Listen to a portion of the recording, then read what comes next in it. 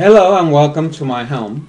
This is Crafty Andy, and today I'm going to show you, it's going to be a show and tell for May 2008. I'm going to show you some things I got for my birthday. We're going to do a little bit of a yarn review and a little bit of some DVD reviews. I wanted to show you, this is my wool. I keep my wool in here, the remnants of other projects, because I'm planning to make some kind of color stranded sweater or a scarf or a hat. And these are scraps that are very handy when you need them. I also wanted to show you my knitting on my sock. This is how it's going. It's being done with two circular needles. One is longer than the other. On number 3s. I'm a very tight knitter, so I need something that it's in that size. If I do it with a 0, I'll probably do something so small I will hurt myself. And this is Noro yarn. And one of the things that I like about the Noro yarn is it has beautiful colors. One of the things that I don't necessarily like, but that I don't see a disadvantage of, is that Noro is not the same width all around. Some places are thicker than others, so it doesn't matter how even you knit, your stitches are not going to be that even because some areas are thicker than others. I also wanted to show you my meathead hat. This is a pattern from Ravelry, and there was a knit along. I'm also going to have a knit along in the twistedSkein.uq.com, and I told people to go and grab it while it's available. And this is a very nice hat. I did a color stranding, and it changes the way the hat looks. Some of the lines that you can see on the pattern, they're kind of like not shown very well. I also like to put a little loop on the hat. This is not from the pattern, and I just wanted to show you. It's very nice. It's done with Misty Alpaca. Very good. Also wanted to show you my crochet work in progress. It's a crochet mystery crochet along, and this is one of the squares. In this, we're teaching people how to make bubbles and from post double crochets, and that's one of them.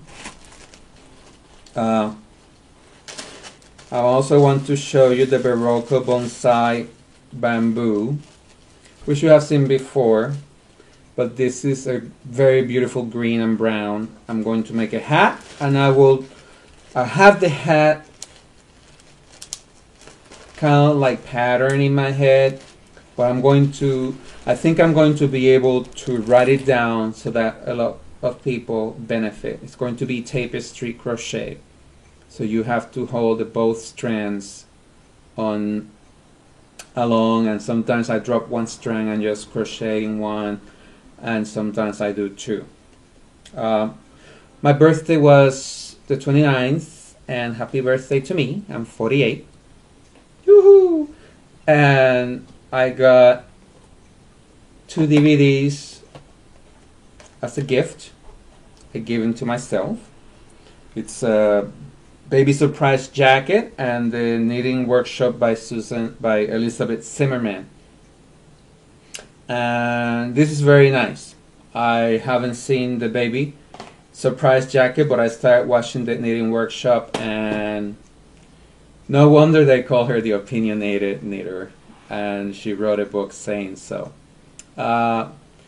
She has really good ideas. She has a refreshing look, but somebody was pointing out that sometimes these garments, you know, in the 40s, 50s, and I guess early 60s, the garments were very form-fitting.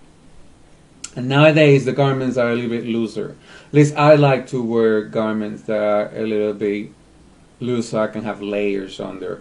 And you have to take that into consideration when you're doing this kind of knitting that she tells you to. One of the things that I was, the Hand Knitter's Guide to Sweater Finishing with Leslie Solomon is a great DVD that if you want, I will suggest that you get it. Or if you have a library card, maybe it's in your library and you should rent it or borrow it. It shows you a lot of very nice techniques about sweater finishing. In here I saw that some of my crochet techniques will be worthwhile if you learn them, because the two knitting and crochet crafts combine themselves very well.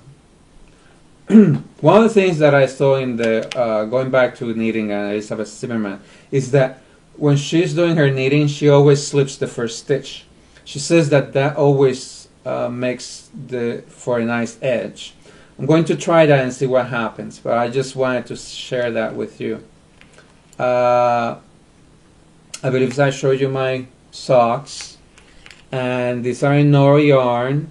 And one of the things that I learned from the DVD that I saw was that, you know, you're knitting in a circle or a spiral, more or less. And after you first cast on your stitches, you have to make sure that you end it in a circle. So what Nina Galati does is that, imagine that you just started this and you're after your first row of knitting and you're going to go to your second row. So before you go and take the yarn, the first loop from the back needle, and you put it in the front. So now the first loop in the front will become the second loop, and you crisscross it across. So that makes like a bow, like a figure 8 kind of thing, and that makes for a wonderful union. If you can see, it just works perfect. I'm very grateful for that. And that's from Nina Galati, which I liked her attitude. And they're not, they're not this big production, but they're great, honest DVDs from people that know their craft. And you know, they're not Charles Heston and Elizabeth Taylor, but they do their work perfectly. And sock 1 and sock 2. Sock 1 is one sock at a time on a circular needle. And you have sock 2, which is two socks on circular needles.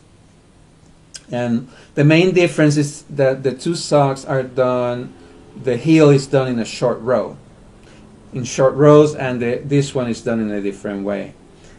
She has a very nice way of telling you about it, and I want to try them both because I want to see if I really like the way that these socks with the short row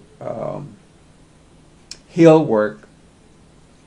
How do they feel to your feet? I don't know.